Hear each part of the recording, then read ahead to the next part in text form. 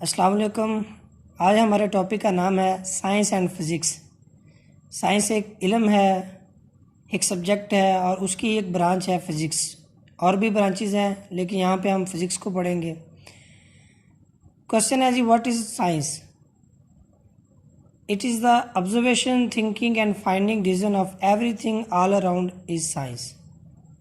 इसका मतलब है कि आपके इर्द गिर्द होने वाले जो अवामिल हैं, एक्टिविटीज़ हैं, आप उनको ऑब्ज़र्व करते हैं, उनके बारे में सोचते हैं और रीज़न तलाश करते हैं कि ये अवामिल, ये एक्टिविटीज़ क्यों और कैसे हो रही हैं।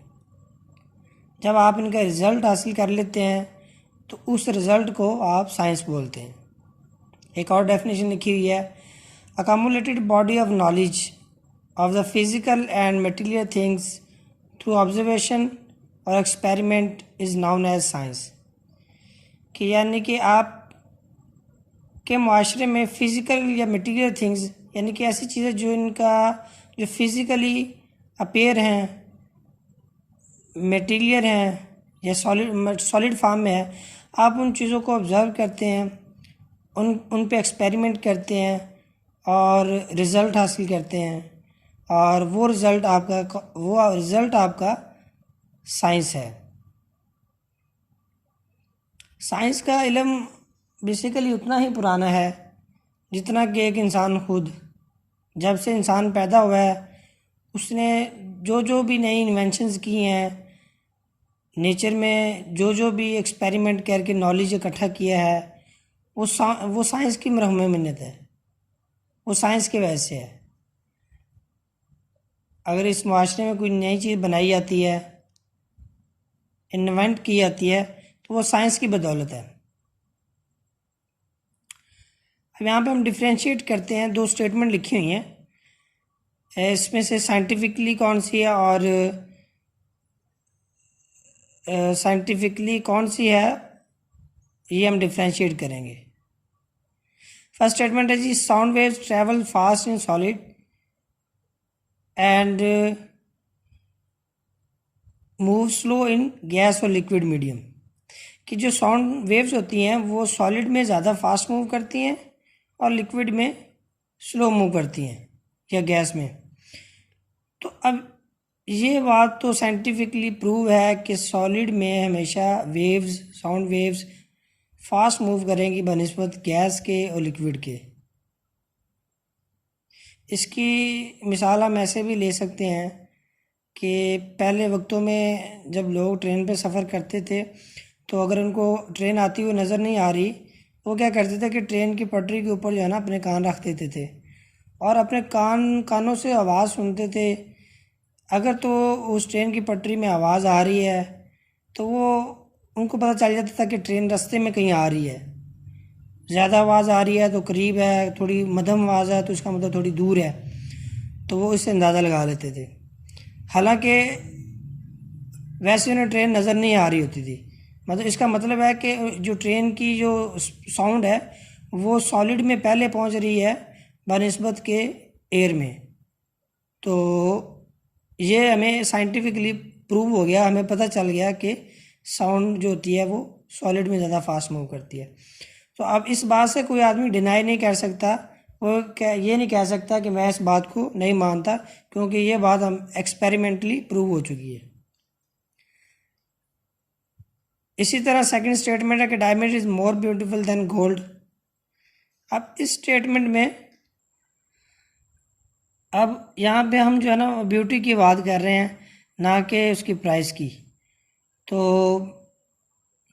डायमंड गोल्ड से एक्सपेंसिव तो हो सकता है, लेकिन ये बात करना ठीक नहीं कि वो उससे खूबसूरत है। कुछ लोग डायमंड को लाइक करते हैं, कुछ गोल्ड को लाइक करते होंगे, कुछ लोग इस स्टेटमेंट से एग्री होंगे, कुछ डिसएग्री होंगे। बहरहाल ये साइंटिफिकली प्रूव नहीं है, ठीक है, ये एक जनरल स्टेटमेंट है। तो इसी तरह जो चीज़ें साइंटिफिकली प्रूव कर दी जाती हैं तो वो फिर जो है ना उससे कोई डिनाई नहीं कर सकता, ठीक है। तो साइंटिफिकली या सिस्टमेटिकली जो नॉलेज हम गेन करते हैं एक्सपेरिमेंट के बाद, तो वो हमारे पास साइंस का नॉलेज होता है, उसको हम साइंस का नॉलेज बोलते हैं, ठीक है। और इसके बाद है कि अब हमें पता है कि इस कायनात में, यूनिवर्स में दो तरह की चीज़ें होती हैं, एक जानदार चीज़ें होती है और एक बेजान चीज़ होती है। तो साइंस की जो डिवीज़न है वो भी इन दो चीज़ों को मद्देनज़र रखते हुए की गई हैं।